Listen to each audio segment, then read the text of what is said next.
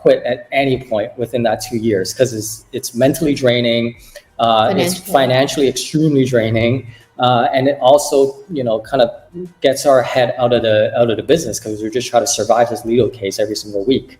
But what kept me going is that having a business like Kind Laundry, it's almost like an external entity, for at least for me, to amplify who I am as a person, right?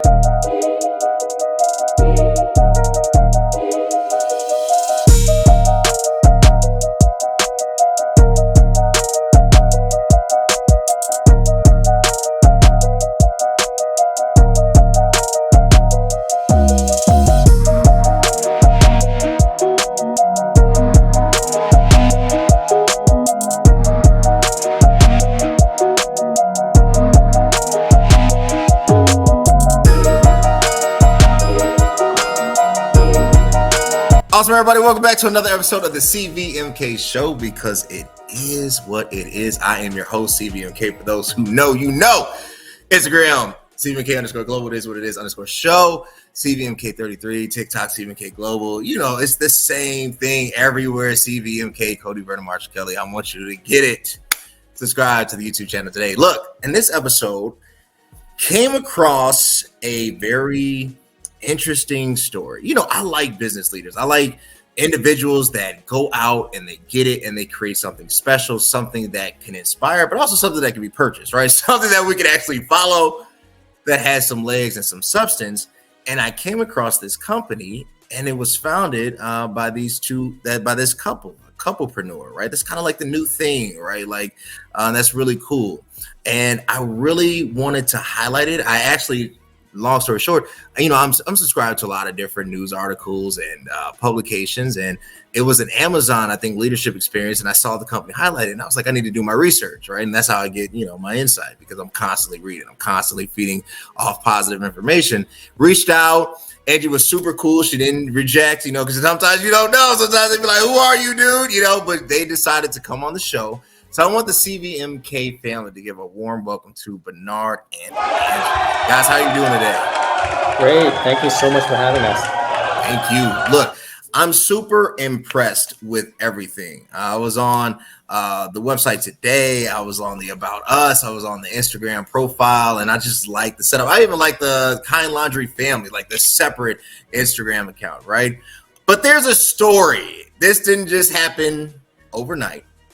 So to begin, for those who do not know you, because maybe I didn't do the greatest job introducing, if you can introduce yourself to the tribe and then tell us what motivated this creation. Yeah, so we started Kind Laundry about 2.5 years ago, right in the middle of the pandemic. And before that, Angie and I were always been an e-commerce entrepreneur, I guess you can say. We started learning about Facebook advertising, launching products on Amazon. But there's like a sense of fulfillment that we never got from it. We did decently well, especially back in the day when you can run Facebook ads for like really, really cheap and get a really good return on it. Yeah. But to us, like that's not satisfying. It doesn't help us leave a legacy. And we, as a couple, sometimes we also need to learn where to draw the line between like business and personal. And we get into like so many like arguments and fights. It's like, what are we doing with our life? It's great that we sort of found a career out of e-commerce, but what's this bigger purpose that we're trying to live for, right? So one day Angie actually came into my office because like she used to live in Asia, and she know that there's these laundry detergent sheet products, but it was still like in plastic packaging, plastic tray. And then at that time she then came across a supplier that actually does this. So she brought a prototype into my office. I'm like, both our light bulbs just went off. It's like, it's easy to ship, and we can find a manufacturer quite easily. So it kind of ticked off a lot of boxes for us. And of course, we can put our sustainability angle to it, just because Angie and I try to live as sustainably as we can. We're both on a plant-based diet. We love animals. And we just thought like, this is it. This is a product that really encompasses everything that we really believe in our life. So that's when we quickly went to work. From ideation of the product to launching it took us about 4 months to launch on Shopify. And those all came from just a lot of people see us like failures, but we just took a lot of our experience from Shopify, Amazon, all these skills that we learned throughout the years in e-commerce, and finally put it into a business that we're truly passionate about. I like that. First of all, I try to be as plant-based as possible. I can't give up eggs, though. I struggle with eggs and salmon. That's where, I haven't quite made the bridge. But love animals, totally believe in reducing our carbon footprint and saving the planet as much as possible. But you said something that I think is really unique. You talked about your shared experience, doing things in the past with e-commerce and learning from this blueprint to create something that was actually viable, right? And you kind of partnered the viability of it with a true strategy and then a purpose behind that. Before you got to that point, right? How were you not discouraged? Because I'm sure there was like a infancy stage, right? In the beginning that kind of created some, maybe not frustration, but say angst, like just didn't gel right? Like, how did you overcome that and create a smoother application? It's really interesting because before this brand, like Bernard said, we were in e-commerce. So we sold a lot of different products, like custom jewelry, kitchen products are sustainable, down to like pet products, like everything you can think of that's trending. And like, we didn't have a connection with it. So you're right. Like if you're not passionate what you do, you could be nervous, especially when you're placing your first order, because like the MOQ, minimum order quantity, is like 3,000 units, 5,000 units, right? But for this one, it was natural. Like we knew we had a great product. And when you're excited about something, you don't think about like if it works or doesn't work. We're just like, if anything, I felt like we're ready to just kind of launch, because we knew that like down to packaging, to formulation, to everything, like we spent a lot of time making a product we knew customers would love, especially because actually another tip was before we actually had the real product in our hands, because we had to get a lot of samples. Sure. I created a social media page about sustainability. So that's where we share a lot of like just general content about sustainability and asking questions. So we got to kind of know the niche pretty well before we actually launched to that audience as well. So kind of just like, it was like a very seamless transition. Is that important? The community before or building up the community trust as you are establishing the brand. Like sometimes, from my lack of experience, I think sometimes companies, throw the product out there. I've had the pleasure to work for some amazing companies selling some amazing technology, but there wasn't a community, and then we just try to create a community based off of pitch, and that has its ebbs and flows, and a lot of times it flows more than it ebbs, right? So how did you or to me, why did you slow down, right? Why did you take this approach that was saying, hey, look, we're gonna become a voice in the space, a thought leader in this space, so that when we do hit the ground running, there's an automatic connection between community members and the brand itself?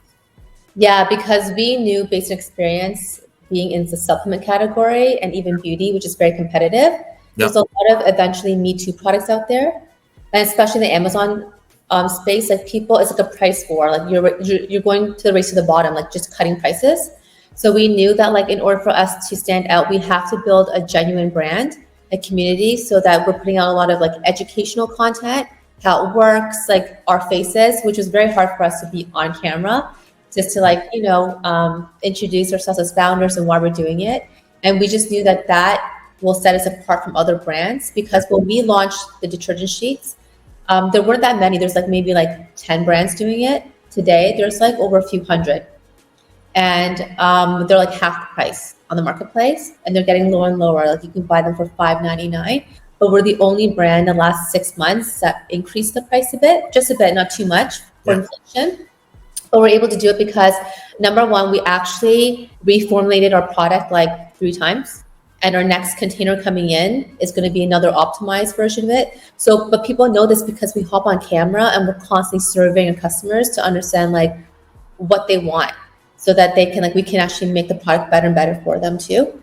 So that's why community is important, because these are people that are willing to pull their credit card out for us. And we're not even like a big brand. like no one knows us, but they trust us enough to spend like, I know it's only $20, but like spend money with us versus like Tide or like a bigger brand. So we have to set ourselves apart by, connecting to them and learning genuinely what they want. So yeah. I like that. Bernard, do you think that the big companies are disconnected? Like I had this conversation with my wife yesterday. I said, the way I see business going is the fall of the giants. Like I feel like there's going to be a lot of what I would call like mid players, like people that have or organizations, entities that have a real base and an understanding of the demographics that they're serving and that they want to serve. And it's more of a direct relationship versus like the big, Procter and Gamble, conglomerates, and they represent 10,000 other brands, that you really don't know who answers to who. To me, it's kind of fading. Do you see that as your competitive advantage? I think so, especially with, internet is just becoming more and more common for people, and there's information out there now. I think every single product category, people are just getting a lot more educated, right? Like the food that you're eating today, you have so much more education into all the ingredient that goes behind it and what it does for your body, right? And now, so I think in the last couple of decades, people are very now into organic food and what they're ingesting. And I think this next phase is now what you're also exposing yourself outside externally as well. And cleaning products and laundry detergent products is actually another one of those categories. So if you look at the laundry detergent category, it hasn't evolved for the past few decades. We're still using the same old plastic jug, toxic detergent. And that actually has a lot of health impacts that people don't realize, that as your skin is actually the biggest organ in your body. And you're covered in clothing, even when you sleep at night on your bed, and you're just covered head to toe with fabric. And there's a lot of toxic chemicals that's actually, trapped in these fabrics that your skin is breathing in all day long. And I don't think people are paying much attention to it. But I think now with the internet, especially post-COVID, people are just a lot more educated about this subject now. And I talked to many people, especially in the past few years, that they have to use a very, very specific detergent because they're getting reactions to it. And a lot of people are now going the natural way as well instead of going to a traditional doctor. And the number one question they always ask is like, not what type of food you're eating, is actually what type of product that you expose yourself to. Yeah. So yes, I think now, it's very hard for one of those giant CPG companies to change overnight because they have all their infrastructures in place and they drive the economy, to be honest with you. So it's not like a switch that they can just flip on. And I think, brands like us we become an alternative for a lot of these people now, especially on the internet, to now even have an option to buy something like laundry detergent where you normally would shop at a grocery store. You can now actually get it delivered to your home. And I think people are now very getting used to shopping on the internet post-COVID as well. So I think we become that alternative solution in this new world that we're living in. And because we're more nimble, like as soon as because we serve our customers, our community, like maybe every week, understand like, some of their laundry frustrations. Like, so just say that they want like detergents that whiten their clothes better, because over time your white clothes become gray unless you use like an actual whitener. Odor is a big thing too. People can't stand the smell. Like, even when you wash your clothes, it has a weird smell, especially around certain areas of your clothes. We're able to experiment that very quickly in like a span of weeks or months because we're so small and there's only me and Bernard are the ones that make the approval. So it doesn't have to go through so many different departments and sign-offs, whatever, like a couple of years later. So we're able to kind of test products much faster, innovative products much faster too. So yeah. No, that makes sense. I think it's crazy. The older I get, there's brands I can no longer use. Like my workout clothes, I've noticed when I wash it in a specific brand, there's a scent that doesn't go away or it makes me itch. Like, and I didn't think, I was like, well, I don't have any allergies, right? But like now, I've hit a certain age, like I'm actually now looking at the label, right? And like, hey, what's going into this? Everything has to be hypoallergenic. And it's just like, your body tells on you. And I think more conscious brands really do have the competitive advantage. But we have some more questions. I want to thank you guys. We got definitely at least 15 more minutes. I want to get into the the struggle I think that every business will hit, has hit, is hitting, with a quick word from my sponsors, and I'll ask. There's a hero in all of us waiting to be unleashed. All it takes is just that one last push. Activate the hero within with CVMK Global Supplements. All natural, steroid free, designed to enhance performance, build muscle, and increase energy. You are unstoppable. You can do this. Become your own hero at www.cvmkglobal.store.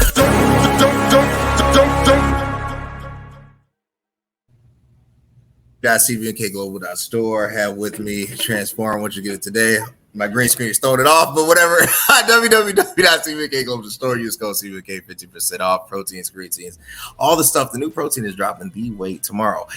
So, every leader, every business entity, organization gets compacted, and I won't say derailed, but there's so much initial cost that sometimes you find yourself scrambling, right? Because it's like, man, hey, look, we had to invest in the label design, the logo, had to get it trademarked, had to invest in some type of legal assistance, or legal aid, and every business feels the pressure of creating profit margins, right? What are some things that you would recommend, particularly for entrepreneurs, leaders, things people haven't considered when it comes to actually raising capital, so you don't have your personal, nest egg being imploded by this venture? Yeah, I think our take on it is that I know there's been a phase where raising capital is very sexy, getting investors on is very sexy, but for us, we want to be extremely careful on how much equity we're giving away in the beginning, and for us, we chose not to give any equity away. We'd rather just build everything bootstrap, at least in the beginning, on our own, because to us, there's so many ways to get capital. And a lot of times, like when people are getting capital, they also want the expertise as well. But we believe in building a board advisory to compensate for that. Because now there's so many fintech companies, and then if you operate for more than 2 years, you can actually go to the bank to get a loan as well. So for companies that give away equity just for that little bit of money in the beginning, like to us, it's not worth it. I know there's many success stories out there for getting investors early on as well. But that actually made us a lot more scrappy and really pay attention to the bottom line of our business. So fairly early on, we started even looking for a part-time CFO, because CFO is a multiple six-figure salary. But they provide a lot of insight into how your P&L, your balance sheet, and your cash flow is doing. And a lot of entrepreneurs, I would say 90% or 95% of business fail, not because they have a bad product or bad service, it's because they don't pay attention to their cash flow, right? And when people look at profit, they think that's cash flow, and that's an illusion, right? Because you cannot spend profit, you can only spend on cash flow. So we really learned very early on that lesson is to pay attention to our cash flow, because we don't have the safety net, the flexibility in having a lot of cash in the business, and then see where we're spending a lot and where we can pull back, and then also making us also focus on ventures that are actually scaling, so not having too many SKUs in our business early on as well, and just focus 80% of our business on those things that are actually already successful for us. And then leaving up 20% as like R&D and just trying on new things. But Angie, I don't know if you want to add. Yeah, like going on Couple-preneur, like we learned like revenue is vanity, because there's a lot of 8-figure, 7-figure, multi-7-figure, 8-figure sellers, but they're not profitable. And there's a lot of brands like that. So revenue is vanity, profit is sanity, but cash is king. So unfortunately, that's how a lot of, we know the statistics, 95% of businesses fail in the first few years of business because they don't look at their cash. Yeah. Well, we really were forced to look at our cash and be really, really creative and resourceful. And I think that was like the lesson that we're learning right now as we continue to grow our business into, I think, a certain size. Sure. I think, and then we can look for like maybe outside funding or help to continue to expand. Can you repeat that? So revenue is vanity. Yeah, it's just vanity, because you can just say, I'm making 10 million or 20 million, but if you're not making profit, then you don't have cash. How do you become sustainable? So profit is sanity. Okay. Because profit, that's great. Like you can still like run your business, but cash is king. Because without cash, you can't buy more inventory. You can't continue to advertise and do all these other activities that keeps the company sustainably growing. Do you think that there's a lot of falsified numbers, Angie? Like, do you? So like, you know, I've had my fair share of guests, right? And I've heard stories of, you know, raising capital. I've heard stories of angel investors, gone through a few, you know, discussions. Even for this, right? Like, and there's this, what I would call is the steroid truth, right? It's not like a weird number, but you can get injected with capital, but it doesn't mean true liquidity. Like it's like this, yeah, they gave you, you know, a couple $100,000 for 45%, you know, but if you look at it, you know, you're eventually going to have to fold unless you just have this real sustainable growth. What, I guess the question is, how should an entrepreneur, like, do you think that the goal for most entrepreneurs is to, because for yourselves, what I'm hearing, it was about purpose. You wanted to impact the environment. You wanted to create a safe community, and you wanted to change lives. Sometimes I think when businesses are started, even if there is a purpose behind it, profit is the ultimate aim. And if that means getting this so eventually I can sell the company, that's worth doing, right? How do you avoid the temptation of what I call false profit? Sorry, what do you mean by false profit? So like instead of, like you said, you didn't take the you know, the capital injection, right? Like an angel investor could have came and said, Angie Menard, you know, I love what you guys do. You got a social media following, you know, I'm willing to give you $1 million for 42% of the company, right? How do you stick to your laurels, stick to your North Star and say, hey, look, I appreciate it. It's definitely something that would help us scale quicker, but this is the long-term goal. Oh yeah. In the beginning, like I would say a year ago, every single week we used to get aggregators. I'm not sure if you heard about aggregators. Mm-mm. It's kind of like they're pretty much like big companies that buy out brands on Amazon. Oh, okay. And their goal, because just say you have a category on Amazon for just like XYZ gadget, Sure. These aggregators come in, they're like investors, and they buy the top brands on the first page so they can own the entire market, the entire portfolio. So we were getting like every single week, like aggregators come in to like buy our company early on in the first year and a half of business. And it's tempting because most people would actually sell it for XYZ amount. But because we knew, again, big purpose, we knew that there's just so many things that we can still do to help the environment and also create so many products that actual customers really needed. So when I love to ask them questions, the investors. I'm like, well, when you do buy our company, what would you do with it? It's like, oh, we'll scale like this and we'll do this, etc. But not once that they said that they want to continue to innovate.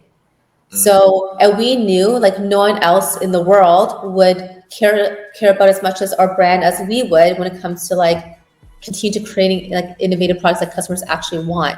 So in our head, like that's what keeps us going. Like I know it's tempting, and honestly, a big CPG company also reached out to us, which you probably know, and you named one of them as well to buy from us. And it was very tempting. We almost said yes, but we just couldn't because they would have diluted the product, buy it, reformulated it, made it cheap again, and then sell it. And that's not the purpose, right? So yeah. Last thing I just want to add to that is like, because we don't have investors, we're not pressured to have these investor reporting calls every single month. Gotcha. To report into our top line revenue. And again, because if you have a capital injected into your business, you're tempted to just go spend it and like just plump up your top line and kind of just get your top line revenue at all costs, right? But for us, like we have the option to slow down a month and maybe talk to our supplier, lower the COGS, like cost of our goods, or dial back on our advertising and see how come we're not as efficient on advertising. So we can actually slow down or speed up the business as we choose, because at the end of the day, like cash flow and profit is more important to us, and we want to grow sustainably. Because you mentioned about exit, right? So in the future, if we do exit, we all know it's always multiples of EBITDA, not multiples of your top line revenue. Right. So ensuring that healthy EBITDA for us is actually more important than anything else. I like that, ensuring that healthy EBITDA. right, I know I got a couple more questions. Thank you guys so much. Honestly, I think this story is going to really change people's lives. Even when you're successful in brand development and scaling and making sure we actually have a positive cash flow, we have reserves, we're not answering to investors because we're self-funded, we're on this trajectory of sustainability, fatigue is real, right? Answering emails, understanding your competition, making UGC or, paying for it or whatever, that's fatigue, right? Like sometimes you don't want to, be on a podcast with somebody you don't know, there's a lot to that, right? How do you avoid being fatigued? So I think our story might be a little bit more unique than compared to most businesses. So we were actually sued by one of our competitors 6 months into the business. It was a federal litigation, and it cost us a ton of money to even defend the case. It was a bully tactic. It was a tactic that one of our competitors tried to use to get us out of the market. And I think and the litigation actually lasted for 2 years. So I think and we've only been in business for 2.5 years. So I always joke about this, but we actually operated longer with the litigation than we haven't. The case did get settled very recently, so we're completely out of it now. But for us, like, we could have quit at any point within that 2 years because it's mentally draining, it's financially extremely draining. And it also, kind of gets our head out of the business because we're just trying to survive this legal case every single week. But what kept me going is that having a business like Kind Laundry, it's almost like an external entity at least for me, to amplify who I am as a person, right? Because again, like I'm into like sustainability and saving the world, through like less plastic. And it's a way for us to do that in a larger scale. So it's a company that is very like meaningful to me that gives me purpose in life. So I think finding that is what keeps me waking up every single morning and to continue to push. So now after the litigation, if anything, like all those things that you just mentioned, like finding UGCs, finding more efficiencies in marketing, product sourcing, all that stuff, it's actually easy and it's fun. Because it's a company that represents who we are as people. So that's for me. Yeah, likewise, it's kind of like Kind Laundry represents who we are as people, as an extension of who we are as founders. So it's like, and what keeps us going, because I actually do some of the social media with our team, and I do see all the DMs and the emails that come through where like we changed their families' lives because we made it easier for them. For a lot of mommies that have newborns, that have eczema, all that stuff, like when we see these pictures and these reviews, like we have to fight for our community and ourselves. Like, yeah. So that's going. No, that's cool. I like it. All right. Well, I got one more ad sponsor break, and I got one more question for you guys. Just a quick word from our sponsors. I literally just tried the best pre-workout on the planet. With Superpower pre-workout, you have increased focus and a power boost every single time you work out. It's not only packed with 225 milligrams of caffeine, but it also has citrulline and creatine. It's insane how much energy and focus I had during my workouts. If you're ready to take your workouts to the next level, then ditch your current pre-workout and get the Superpower pre-workout to be your own hero. All right, y'all, www.cvnkglobal.store. You're talking about UGCs. This one right there. www.cvnkglobal.store. Get the pre-workout Superpower. So, every leader, every entrepreneur, every go-getter has a different definition of success. You, Angie and Bernard, you mentioned what it means to you as a person, the character, the saving the planet, creating sustainability, the lives that you've changed and impacted. That speaks to your ethos, your North Star, right? Who you guys are as individuals in the world that you're trying to create, the world that you're trying to help. Sometimes in business, lines get blurred because depending on the performance of a business, there might be pressure to focus on something at the expense of another thing, nothing unethical, but just to make sure that there's positive cash flow, right? And it's like, hey, look, well, this product's doing well. We really want to focus on this product, which potentially could save, whatever, a reduction of 5%, but, this pays the bills over here. How do you now, right, with all that you've accomplished and everything you've gone through, how do you now define success for you two?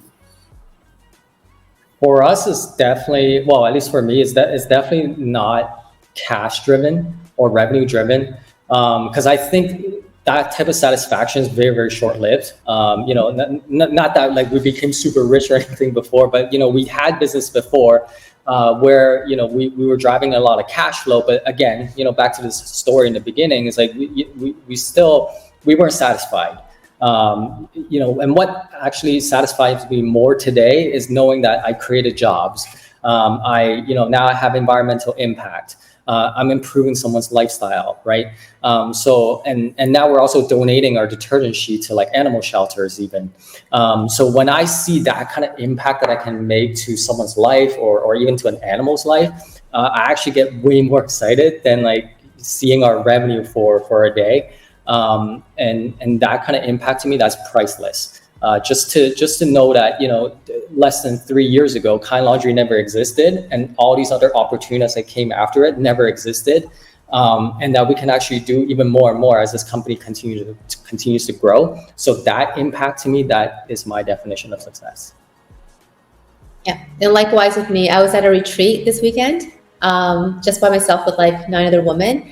And when we were introducing ourselves and I said that I was the co-founder of Kind Laundry, like they all freaked out because they heard of Kind Laundry. They saw it at Whole Foods. They're like, oh my God, I used your product and it's made such a huge impact in our home because it's just easy to use. My nanny loves it, or like my children loves it. They can help me out. And just to hear that, it's so fulfilling that like they even heard about our brand and we've actually it brought them a bit of happiness to their life. But yeah, that's very fulfilling as well. Cool. And that's what it should be about. Yeah. Well, look, you guys have been absolutely amazing. I want to thank you again for being on the show. Bernard, Angie, where can they connect with you? Where can they buy? I've seen it at Whole Foods too, but I'm saying, where can they buy the product? Follow you on social media. How can they reach out to you? They can follow us on TikTok or Instagram at Kind Laundry, or go on www.kindlaundry.com. Y'all connect with them, TikTok, Instagram, at Kind Laundry. Hit them up. Say, hey, look, I dig the podcast. Angie, Bernard, you two were fantastic. And if you want to keep seeing amazing podcasts and leaders like we have on today, you know what you got to do. Subscribe to the YouTube page.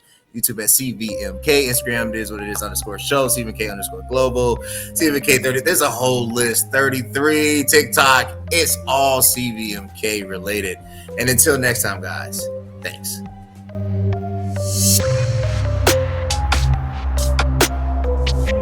If you think exercise alone got me looking like this, well, think again. CVMK Global Super Thick got me right. I'm obsessed, and yeah, I won't stop talking about it because it helped me grow in all the right places. Its creatine provides a fast and reliable way to increase your power, size, and shape, and it's scientifically proven to help you reach your physical goals in a safe, controlled manner. So if you want to increase muscle size, pump, and thickness in your muscle groups, you need Super Thick.